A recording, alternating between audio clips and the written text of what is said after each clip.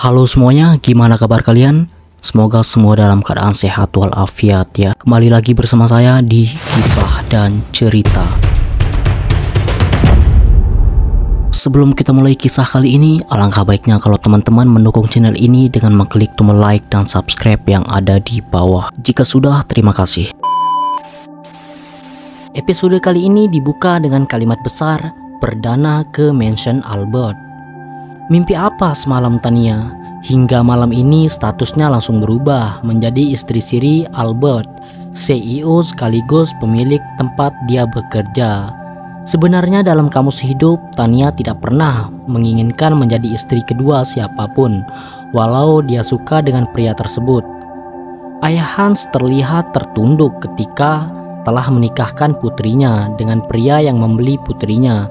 Sedangkan Ibu Rita tersenyum lebar. Bayangan uang 500 juta sudah berada di pikirannya. 200 juta untuk membayar hutang ke rentenir, sedangkan sisanya masuk ke kantong pribadinya. Ini uangnya Bu Rita, Pak Hans, bisa dibawa pulang, ujar pria berewokan, menyodorkan tas yang tadi sempat dia lihat oleh Bu Rita. Terima kasih banyak bapak-bapak, senang bertransaksi dengan kalian semua, balas Bu Rita dengan senyum sumringahnya. Bu Rita langsung meraih tas tersebut lalu memegang lengan ayah Hans. Ayo mas, kita pulang, urusannya sudah selesai, ajak Bu Rita yang sudah beranjak dari duduknya. Tania juga turut bangun dari duduknya. Kalian semua bawa wanita itu ke mansion dan jangan sampai kabur, perintah Albert kepada bodyguardnya yang melihat gestur tubuh Tania ingin keluar dari ruangan. Para bodyguard langsung meraih tangan Tania dan menggereknya. Lepaskan, saya bukan binatang yang harus digerek-gerek, maki Tania sambil menatap tajam ke Albert. Wanita itu sungguh ingin kabur dari jeratan ini, namun Albert sudah mengantisipasi keadaan dan membawa beberapa bodyguard. Albert hanya membalas dengan tatapan dingin dan tak peduli.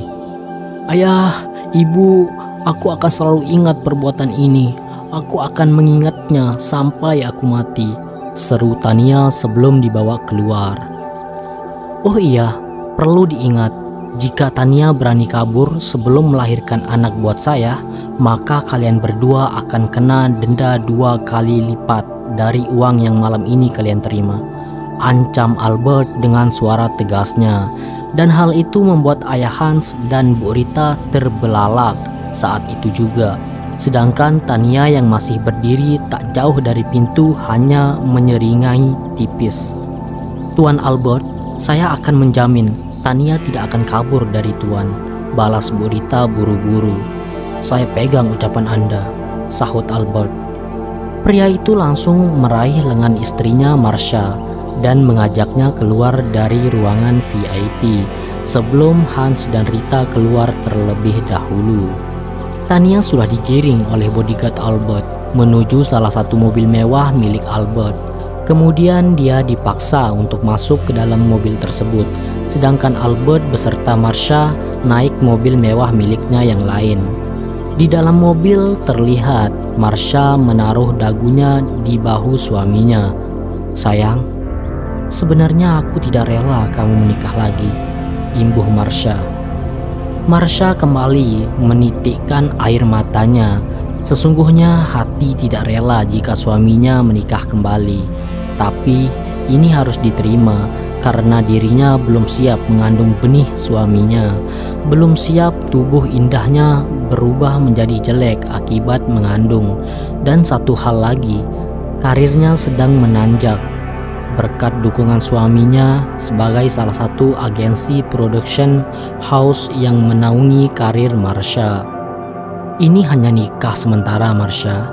Kalau kamu dari dulu sudah hamil mengandung anakku, pasti aku tidak akan menikah lagi, jawab Albert. Jemarinya menghapus air mata di pipi Marsha.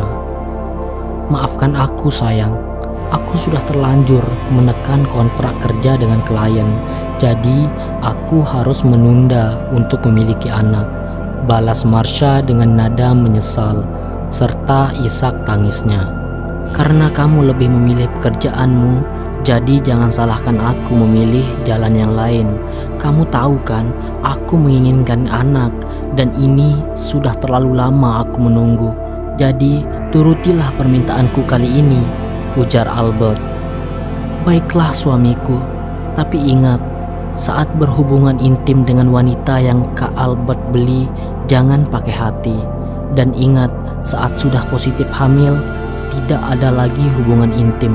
Aku sudah menerima Kak Albert menikah lagi, tapi tolong jaga hati istrimu ini. Aku sangat mencintaimu Kak Albert, pinta Marsha dengan nada suara lembutnya. Aku sudah berjanji Marsha, hanya kamu yang aku cintai dan hanya kamu istriku yang diakui di luar sana. Istri dari Albert El Paro Yusuf, jawab Albert. Kemudian mengecup lembut kening istri sahnya. Hati Marsha terasa nyaman dan hangat setelah tadi sempat sedih melihat suaminya ijab kabul menikahi wanita lain. Walau secara fisik melihat wanita yang dibeli suaminya jauh dari kata sempurna, terkesan sederhana dan tentunya kalah saing dengan Marsha yang model cantik dan terkenal. Seharusnya wanita itu tidak perlu cemas dengan hadirnya Tania karena dia ratu di hati Albert. Sekitar 1 jam mobil yang membawa Tania sudah masuk ke gerbang mansion milik Albert. Berhubung keadaan gelap, Tania hanya bisa melihat tampak luar mansion tersebut yang terlihat megah.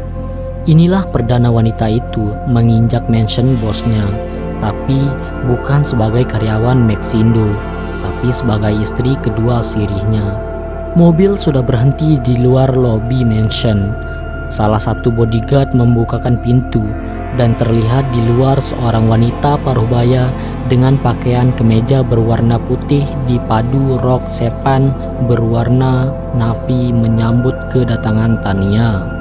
Selamat datang Nona, perkenalkan saya Ibu Mimi, sapa wanita paruhbaya tersebut. Wanita paruhbaya tersebut memindai wajah wanita di hadapannya, wajah yang tidak terlalu cantik tapi terkesan lembut dengan tatapan yang teduh, serta yang jelas tanpa make up tebal seperti nyonya mansionnya. Penilaian Bu Mimi. Saya Tania.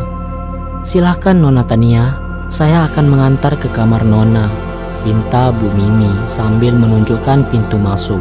Tidak perlu panggil Nona Bu, cukup Tania, balas Tania. Bu Mimi hanya mengulas senyum tipis dan mengantar Tania untuk masuk ke dalam mansion Albert.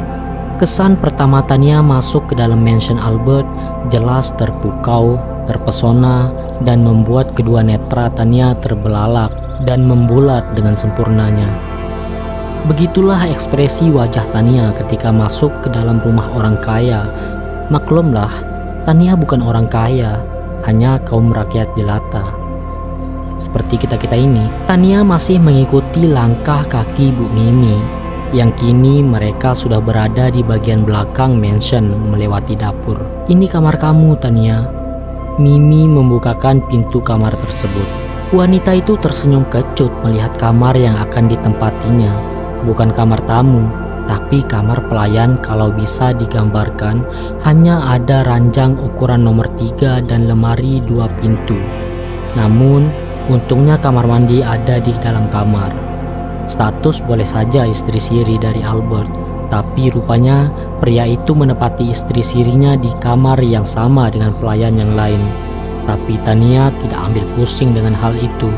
Yang penting kamarnya layak untuk ditempatinya.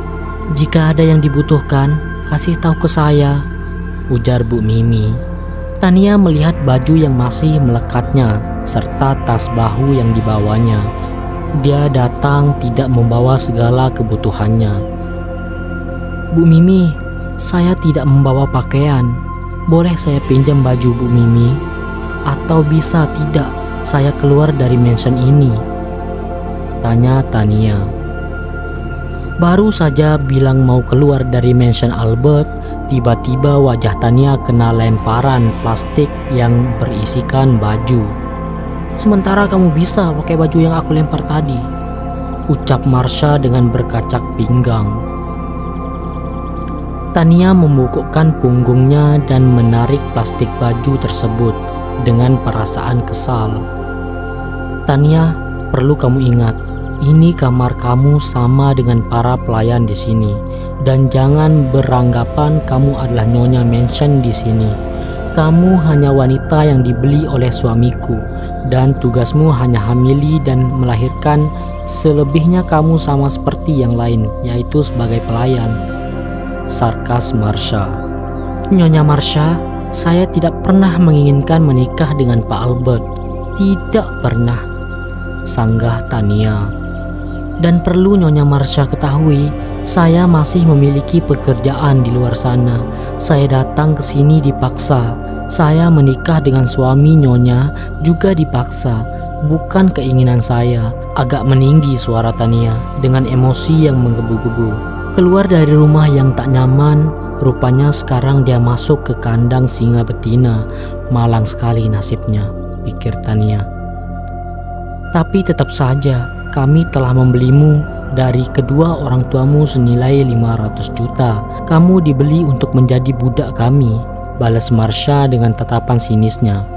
Andaikan wanita itu punya tabungan 500 juta, rasanya ingin menyumpal mulut wanita itu dengan uangnya dan keluar dari mansion ini. Tapi apa daya, wanita itu hanya bisa mengepalkan kedua tangannya hingga kuku tangannya memutih. Bersambung. Oke teman-teman, mungkin sampai sini dulu kisah kali ini. Seperti biasa, kalau kalian suka dengan kisahnya, silahkan tekan tombol like dan subscribe channel ini. Terima kasih buat yang sudah, dan sampai jumpa di kisah selanjutnya. Dan bye-bye.